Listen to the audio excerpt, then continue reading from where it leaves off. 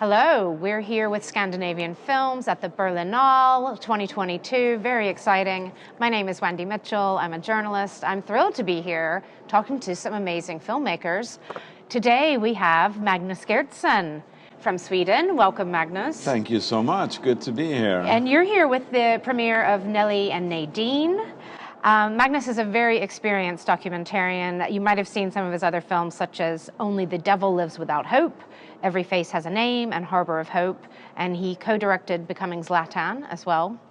But Nelly and Nadine, I have a feeling this might have grown out of those earlier films I mentioned, like Harbor of Hope, Every Face Had a Name. Can you tell us a little bit about those films and how that led to Nelly and Nadine? That's very true. It's always like a long story behind a documentary. And in this case, I started in 2007. I was watching this old newsreel from 1945, where you see survivors from the concentration camps arriving to my hometown, actually, Malmö in Sweden. And it's so well shot. You see all these women taking their first steps in freedom in the harbor. And I immediately became interested in who are they, what are their names, and that was the starting point for a long period of work with trying to find out who they are. And the first film I did was Harbor of Hope, as you mentioned, in 2011, and then I thought, okay, now I'm fine with this, no more Second World War, etc. Because, you know, as a documentary filmmaker, you should always avoid Second World War because it's so well told in a way. But when I was screening that film out in festivals, it was broadcasted on television, people contacted me and said, I saw my mother. Wow. Or even I had a screening in Jerusalem of a woman at the Q&A said, excuse me, there's a group of women there and there's a little girl standing with them and she has a blanket in her hand. I just want to say, it's me. Oh, wow. So then I realized, oh my God, I need to do more. I need to work more with this material. And that became Every Face Has a Name in 2015, which was like a ceremonial name-giving film in a way. Because we had found out so many people, we could put so many names to the faces, and I could actually meet people that were still alive, that were in, and they were there in this film reel from probably the most important day of their lives. So that was that film. And then I thought, okay, no more this material. And then I was out for like 2 years festivals with Every Face Has a Name. And then I had like one last big screening in Paris, November 2016. And then I got an email from a farmer couple, said, we want to meet you. We have a story about one of the women in that archive material that you're using in your films.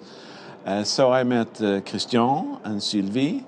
Sylvie is Nelly's granddaughter, that's right? Exactly, she is. And she was not sure if she really wanted to do film or tell the story, because it's painful. This is something the family never talked about. It's about what her grandmother went through when she was in the camps. But there was also another family secret, and that was that the grandmother lived with another woman, which no one ever talked about either.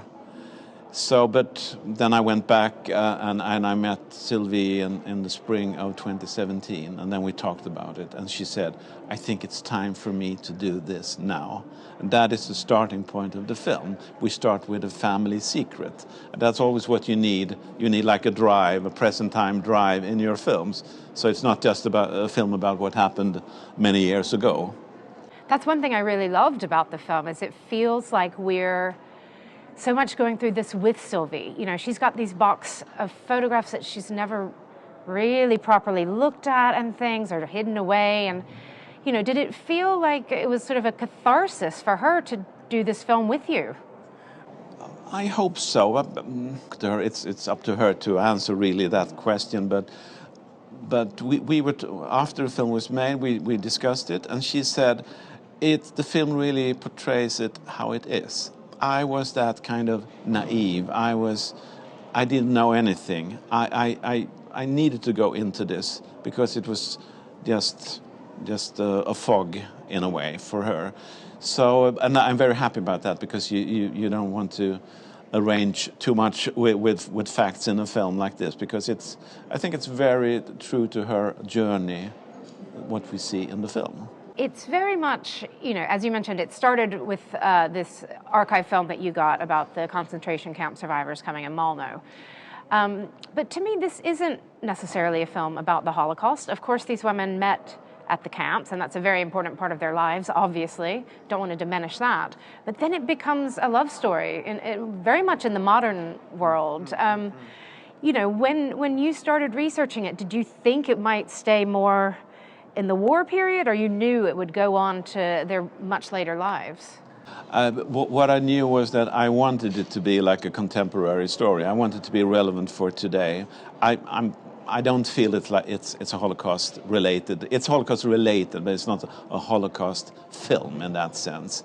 But I mean, the Holocaust and the war is just like the arena for telling the stories I always try to tell about love and dreams and who you are, etc. That's. I mean, when I did Becoming Zlatan with my brother, it was the football arena, but it was the same discussions about trying to become something or dreaming of being a certain kind of person. So I always tend to go to those questions, those existential questions in my film. And so that's what I'm searching for. And I was so happy I met this old friend of Nelly and Nadine and his daughter, because then you have something that is relevant for today about how do you show who you are, and are you able to do it, and people have different strategies of coming out, and etc. And I know it has a relevance of today. I mean, for instance, we tried to present the idea for the national Polish television, and the woman said, "I love the story, it's fantastic. I'm not able to broadcast this in Poland today." Because of the gay themes, the TV wasn't interested, or yes, scared of it, the audience reaction, or yes. I mean, that's a reality today. I mean, I'm from Sweden. We're in Berlin, modern places. We take it for granted, LGBTQ rights, etc. It's not like that all over Europe or in the world. So in that sense, I think the film means something. It's about basic human rights as well. No, it's in many ways just such a beautiful love story at the heart of it. And, as you said, it's also about family secrets. Why do you think audiences today just might need a reminder of the power of love, or is that something you feel the film has? I'm quite romantic, and I have my editor Jesper Osmund, who has been doing a big part of this as well. We are romantic suckers, and we always try to, whatever we do a film about, we try to sneak in a love story. But this time we were able to build a film on a big love story. And that's fantastic. I mean, love is such a big part of everyone's lives. And this is love actually saving your life. It's without the love they had, they would not have survived. And that's the biggest thing ever with a love story. You're going to make me cry with thoughts like that, but it's a very moving film. You're getting ready to have the world premiere here in Berlinale. We're very happy. It's an unusual year still. People are still dealing with the pandemic, but there are real people sitting in real cinemas here. How does it feel to be able to show the film? Not just show it, but show it to a room full of people that you can be in the same room with.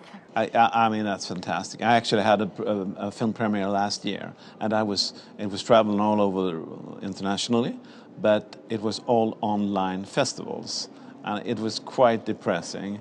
So I was really keeping my fingers crossed for a physical screening, meeting audiences, and you feel there's hope. I mean, Sweden just opened up, for instance, and Denmark opened up.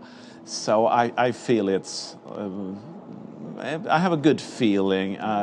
We have loads of interest in the film. We have loads of festivals coming up. I think it will be like a beautiful spring for me. Wonderful. And have you shown your other films in Berlin? Is this the first time showing a film here? Have you been here before? I've been producing a film that won in the generation.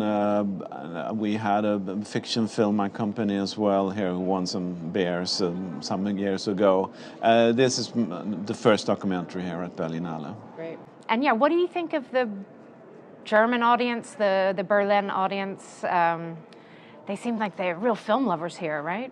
That's very true. I mean, Berlin is a film city, and when you talk and discuss films with the German audience, they know films, they know directors, they know how to build a film, they know what the film is, and that's not what you often meet. But it's inspiring to be here. Great. And Magnus, I just want to say thank you so much for joining us.